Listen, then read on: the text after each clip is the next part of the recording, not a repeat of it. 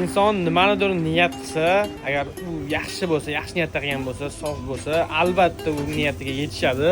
Bir paytlar niyat qildim, Ibrohim aka, mana hozir kelib qoldi, esimga kelib qoldi, ketayotgan paytda. Bizani ham qo'ramizda ertalabdan kechgacha shashlik pisharmikan deb niyat qildim aka. Ozgina bo'lsa ham shashlik pishsin degandim, o'sha niyatimga erishdi. Endigi navbatda sizlarning duoinglar bilan, podeskanglar bilan, like bosayotganinglar bilan, qo'llab-quvvatlayotganinglar, ishonchinglar bilan alhamdulillah ertalab soat 7 dan 10 gacha biron marta qo'ramiz bo'sh bo'lmaydi. Alhamdulillah deymiz cheksiz darajada. Qo'ldan kelgancha yaxshi qilib berishga harakat qilamiz. Men duo qo'yaman shashiyotdilar. Hammalarga rahmat. Endigi navbatda xudo xolasa poddeskaga qilib like bosib obuna o'tirsanglar, to'lla pishirib xalqimizga har doim yaxshi kayfiyatda va zo'r narsalarni yetkazib berishga harakat qilamiz. Mana shu tutunmoqmi? Odam ustiga kelaveradi har doim. Men qayerda tursam shu ustiga keladi. Ustim keladi. Ko'rasizlar shunaqa yaxshi kayfiyatda